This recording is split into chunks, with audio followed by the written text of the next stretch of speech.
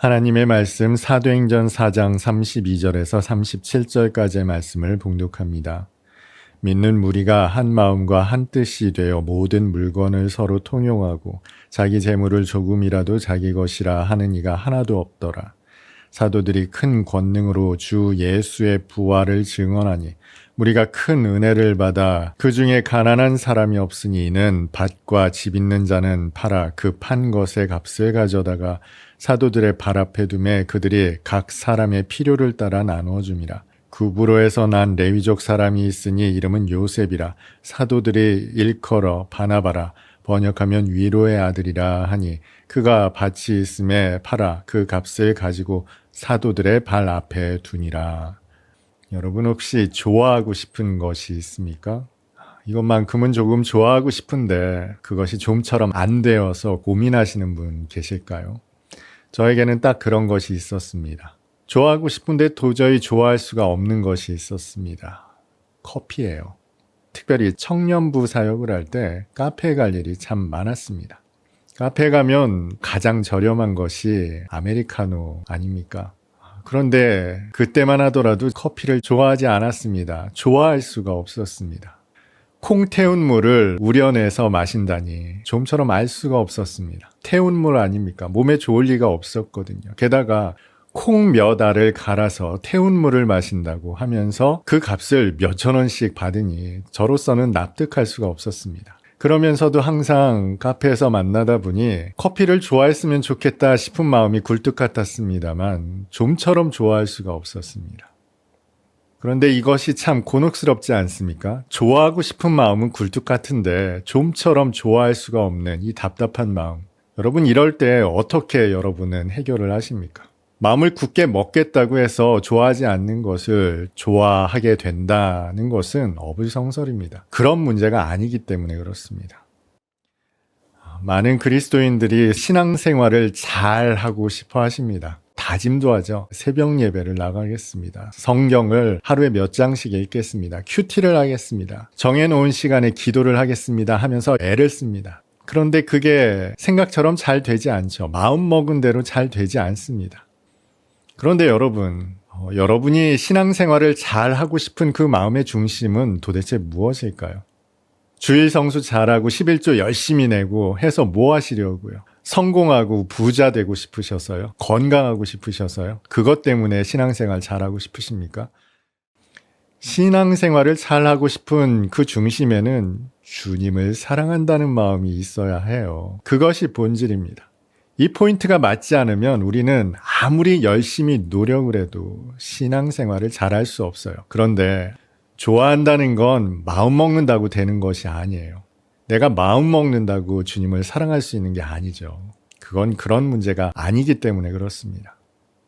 우리는 뭐든지 열심히 하려는 문화를 가지고 있어요. 대한민국 국민 아닙니까? 열심히 하지 않고는 배기질 못해요. 그러다 보니 신앙생활도 열심히 하려고 합니다. 그런데 신앙에 있어서는 이것이 오히려 독이 됩니다. 이상하죠? 여러분 이것이 용납되십니까? 오늘 본문이 딱 그렇습니다. 오늘 본문 말씀을 묵상한 다음 여러분은 어떤 결론을 내리십니까? 나도 이렇게 신앙생활 열심히 해야겠다라는 결론 내리지 않으세요? 오늘 본문의 내용은 그런 내용입니다. 복음을 전하고 나서 고난을 당한 형제들이 돌아와서 한마음 한뜻으로 기도를 드렸더니 성령의 충만함을 받았어요. 그리고는 자신의 가진 모든 것을 다 팔아 사도들의 발 앞에 두었더니 사도들이 각 사람의 필요를 따라 나누어 줬어요. 그 중심에는 바나바라는 사람도 있었어요. 이 바나바 누굽니까? 안디옥 교회의 초대 목사님 아니세요?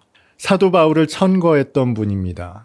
사도 바울과 함께 따로 세우심을 받아 전도 여행에 참여했던 초대교회 기둥과도 같은 분입니다. 이 바나바도 자신의 가진 모든 재산을 다 팔아 사도들의 발 앞에 두었고 필요에 따라 나누어 줬던, 그러니 이 말씀 묵상한 여러분이라면 아마 분명히 이렇게 결론 내렸을 거예요. 우리도 바나바를 본받아 열심히 하나님께 우리의 모든 것을 내어 드립시다. 그리고 실제로 그렇게 하려고 11조도 열심히 드리고 예배 때마다 빠지지 않고 헌금을 드리려고 애쓰지 않으셨어요? 게다가 그렇게 헌금을 드리지 않으면 뭔가 불안하고 불편하지 않으셨습니까?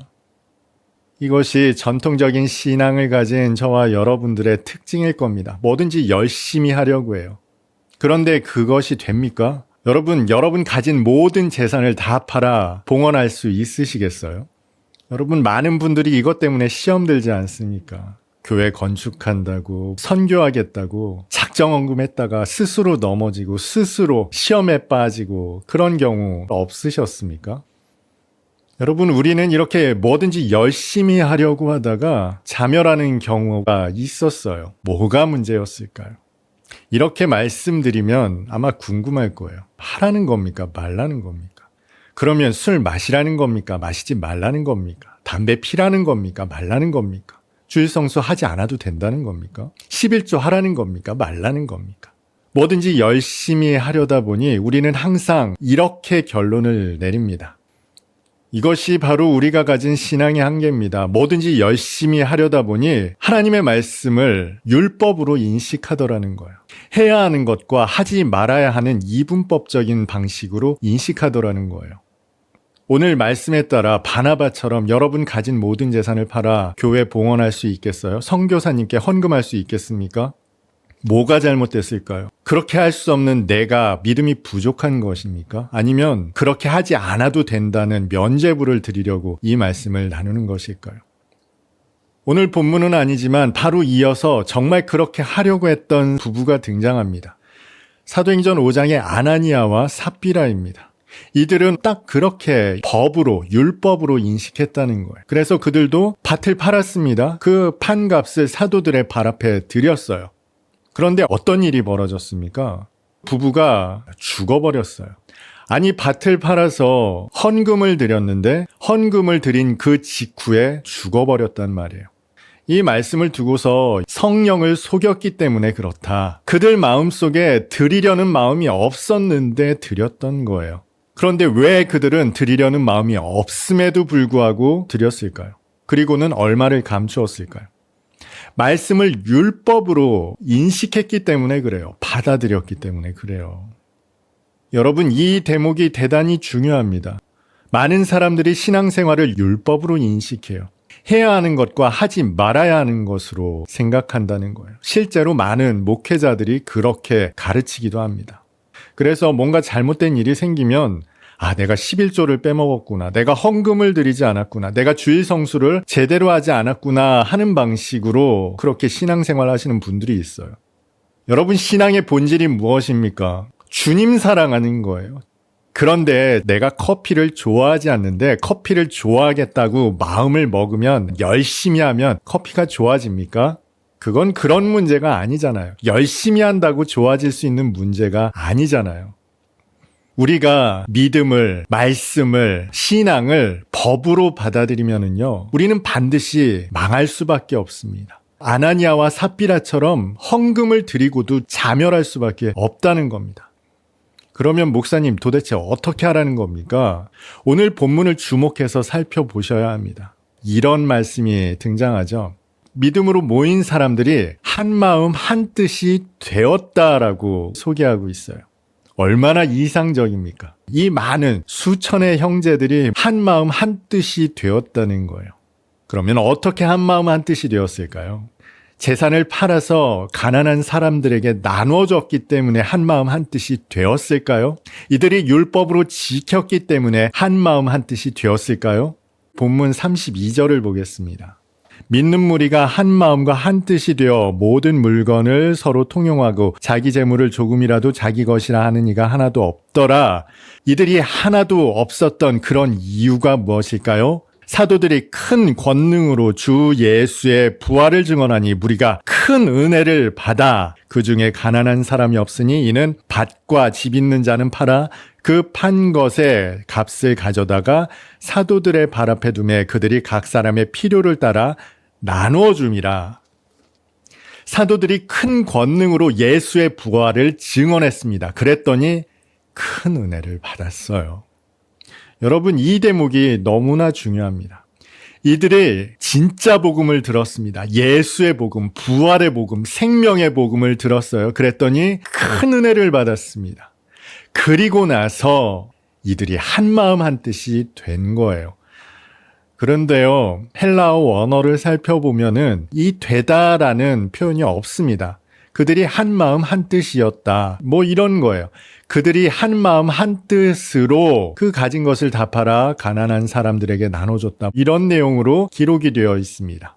그들이 되기 위해서 애를 썼다는 게 아니에요. 뼈를 깎는 아픔으로 자신들의 재산을 팔아 헌금했다는 게 아닙니다. 부활의 복음을 듣고 큰 은혜를 받고 나서 자발적으로 드렸다는 겁니다. 기쁨으로 드렸다는 거예요. 우리로서는 이해가 잘 안 되죠. 여러분이 평생 동안 모아온 모든 재산을 아주 기쁨과 감사함으로 아무렇지도 않게 쾌척할 수 있겠습니까? 이들에게 지금 그 일이 벌어진 거예요. 큰 은혜를 받았기 때문에 가능한 겁니다. 은혜가 있었고요. 그 은혜로 말미암아 이들이 한 마음 한 뜻이었어요. 그리고 자신의 모든 소유를 팔아 내어드림에도 아까움이 없었습니다. 여러분, 기독교는 법의 종교가 아닙니다. 뼈를 깎는 수고와 노력이 수반되는 그런 종교가 아니에요. 기독교는 반드시 은혜로부터 출발하는 거예요. 예수 그리스도의 십자가의 복음에서 시작된 부활로 완성된 은혜로부터 출발하는 종교가 바로 기독교입니다. 우리의 신앙의 모든 출발점은 바로 여기에서부터 시작되는 거예요. 그 기쁨과 감사와 감격이 아니고서는 여러분 아무것도 하면 안 됩니다. 우리에게 가장 먼저 선행되어야 하는 것은 은혜를 받는 거예요. 은혜 없이 출발하는 모든 것은 가짜입니다. 아나니아와 삽비라가 그랬어요. 은혜 없이 헌금했다가 죽었다고요. 부자 청년이 주님께 와서 묻습니다. 내가 무엇을 하여야 영생을 얻을 수 있겠습니까? 너 그렇게 할 수 있겠으면 가진 것 한번 다 팔아 가난한 자들에게 나눠주고 너는 나를 한번 쫓아봐라. 못한다니까요. 결국 근심하며 돌아갈 수밖에 없었어요. 여러분, 하겠다고 열심을 내는 순간 부자 청년처럼 근심하며 돌아설 수밖에 없습니다. 아나니아와 삽비라처럼 자멸하는 길을 걸을 수밖에 없어요. 하늘의 은혜를 맛보고 그 은혜를 누린 자가 그 은혜를 가지고 하는 거예요. 그래서 사도 바울도 빌립보 성도들에게 이렇게 말하지 않습니까? 이 모든 일을 행하시는 분은 하나님이시다. 자기의 기쁘신 뜻을 위하여 너희에게 소원을 두고 행하게 하신다. 무슨 뜻입니까? 하고 싶어 견딜 수 없게 만드신다는 거예요. 터질 것 같은 마음을 주신다는 거예요. 기쁜 마음을 허락하시는 하나님의 은혜로 말미암아 우리가 걸어나가는 거예요. 아브라함도 그랬고요. 이삭도, 야곱도, 다윗도 하나님께서 주시는 그 은혜로 말미암아 걸어나갔던 사람들입니다. 제자들도 그 은혜가 충만하지 않았을 때 결국 예수를 버리고 도망갔던 자들이에요. 그러나 그 은혜로 말미암아 새로워진 제자들은 완전히 달라졌죠. 지금 당장이라도 이 목숨 주님을 위해 내어드려도 조금 더 아깝지 않은 자들이 되었단 말이에요. 은혜에서 출발하면 그렇게 되는 겁니다. 그래서 기독교는요, 무엇을 해야 하는가가 아니라 무엇을 하지 않고는 견딜 수 없는 기쁨과 감사와 감격으로 하는 거예요. 여러분이 만약 교회 안에서 탈진하고 있다면 그거 안 하셔도 됩니다. 멈추셔도 돼요. 교회는 그것 때문에 겁먹지 않아도 됩니다. 우리에게 가장 먼저 선행되어야 할 것은 예수의 부활이 증언되었을 때 그로 말미암는 하늘의 은혜로 충만한 거예요. 하나님께서는 그 은혜를 베푸시기를 기뻐하시는 아버지이십니다. 우리는 은혜로 사는 자들이에요. 군인이 무엇을 바라고 군생활을 할까요? 부귀영화를 바라고 군생활을 합니까? 자녀들을 군대에 보내셨다면 한번 붙들고 한번 얘기해 보세요. 뭐 때문에 군생활 하냐고. 제대를 위해서 군생활 하는 거예요. 제대 그 한 가지를 바라보고 휴가 받으려고 군생활 합니까? 아니요. 제대 한 가지만을 바라고 군생활 하는 겁니다. 저와 여러분은 무엇을 바라고 신앙생활을 하는 겁니까? 예수 한 분을 바라고 신앙생활하는 거예요. 그분이 베푸신 은혜와 사랑을 알아버렸기 때문에, 우리 삶 속에 녹여내신 하나님의 생명이 어떠한가를 알아버렸기 때문에 우리는 이 신앙의 여정을 가는 거예요. 여러분, 왜 자녀를 위해서 그렇게 수고하십니까? 헌신하십니까? 사랑하니까. 이것이 시킨다고 되는 일입니까? 돈이 들더라도 수고스럽더라도 몸이 힘들더라도 자녀를 위해서 아내를 위해서 남편을 위해서 수고할 수 있는 것은 사랑하니까 그렇게 하는 것 아니겠어요? 여러분 받은 것이 없음에도 불구하고 받은 척하며 신앙생활하는 것처럼 위험한 일이 없습니다. 은혜가 없는데 믿음이 없는데 열심이 없는데 그것을 감추고 나아가게 되면 아나니아와 삽비라처럼 되는 겁니다. 스스로 자멸해버리는 거예요. 그래서 우리에게 가장 먼저 선행되어야 하는 것은 은혜입니다. 예수 그리스도의 은혜. 그 십자가의 은혜가 체득된 여러분들은 그제야 믿음의 여정을 걸어 나가기 시작하는 거예요. 자발적으로 기꺼이 기쁨과 감사함으로 믿음의 길을 걷는 거예요. 은혜에서 시작하지 않는 모든 것을 우리는 외식이라고 합니다. 위선이라고 합니다. 오늘 예배드리는 저와 여러분에게 하나님의 그 충만하신 은혜가 깃들기를 바랍니다. 그래서 기꺼이 헌신하더라도 기꺼이 사랑하더라도 오히려 더 기쁨과 감사함으로 걸어나갈 수 있는 오늘 예배드리는 저와 여러분 다 될 수 있기를 주님의 이름으로 축복합니다.